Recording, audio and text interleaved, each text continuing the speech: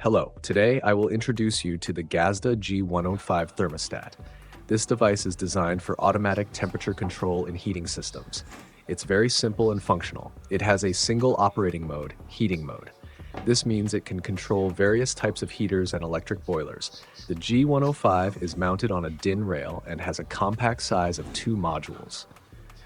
Now, I've connected it to the power supply and hooked up 2 light bulbs.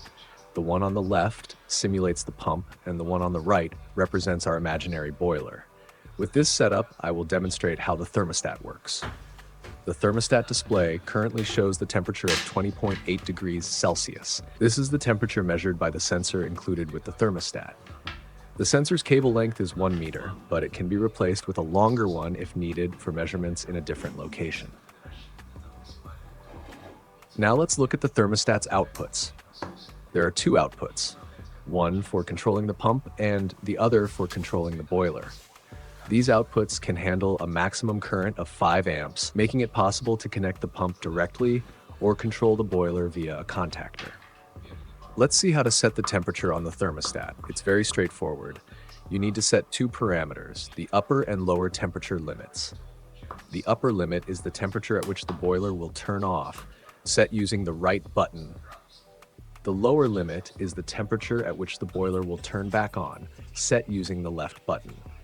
The adjustable range is from 5 degrees Celsius to 90 degrees Celsius.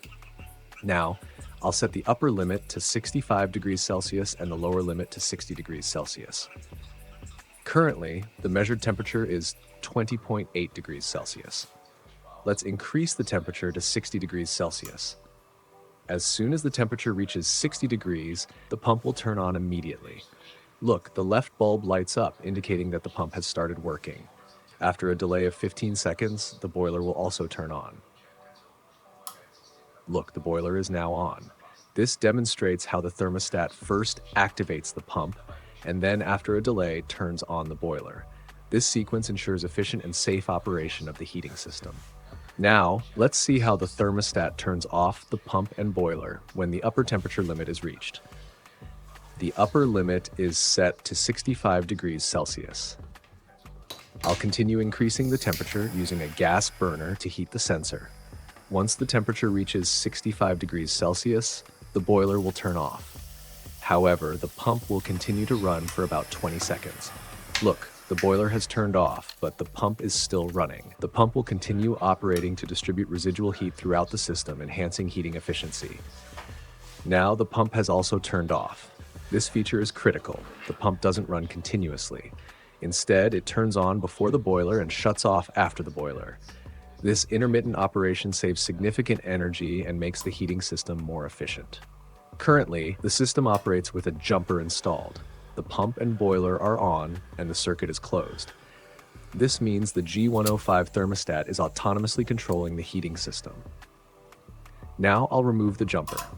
Watch closely, the circuit is broken, the boiler has turned off, and the pump will stop after 20 seconds, as explained earlier. This demonstrates that the thermostat is waiting for a signal from an external device, such as a room thermostat. Let's imagine that we've connected a room thermostat. To simulate this, I'll reattach the jumper to close the circuit. Look, the circuit is now closed again, the pump turns on first, and then the boiler follows. The bulbs light up, showing the system is working again. When the jumper is replaced with wires from a room thermostat, the G-105 begins working in sequence. This means that the heating system is controlled not only by the G-105, but also by the room thermostat. For example, if the room thermostat breaks the circuit when the room temperature reaches its set value, the entire heating system will stop, regardless of the temperature set on the G-105. For instance, if the room thermostat is set to 22 degrees Celsius and the G-105 is set with an upper limit of 80 degrees Celsius, the room thermostat will take precedence. If the room temperature is below 22 degrees Celsius, the circuit remains closed, and the G-105 manages the heating. But once the room reaches 22 degrees Celsius, the thermostat breaks the circuit, stopping the pump and boiler. Or on the contrary, if the G-105 is set, for example, to 40 degrees as the temperature of the heat carrier, it will most likely break the circuit much earlier upon reaching this temperature. Meanwhile, the room thermostat will remain closed, waiting for the air temperature to rise to 22 degrees. Simply put, the boiler and pump will stop working depending on which of the two thermostats breaks the circuit first. It is also important to note that the order of installation of thermostats in the circuit does not matter. Moreover, any number of additional thermostats can be connected in series to this circuit.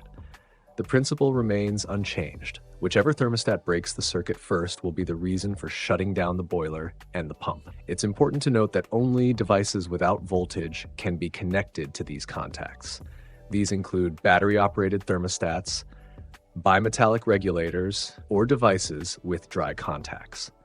Such devices are safe to use with the G-105 and are compatible with most heating systems. We've reviewed the operation of the G-105 thermostat in detail. I demonstrated how to set the upper and lower temperature limits, how the device controls the pump and boiler, and how to integrate a room thermostat. This thermostat is user-friendly, versatile, and offers convenient heating system control while helping save energy. Thank you for watching. See you in the next video.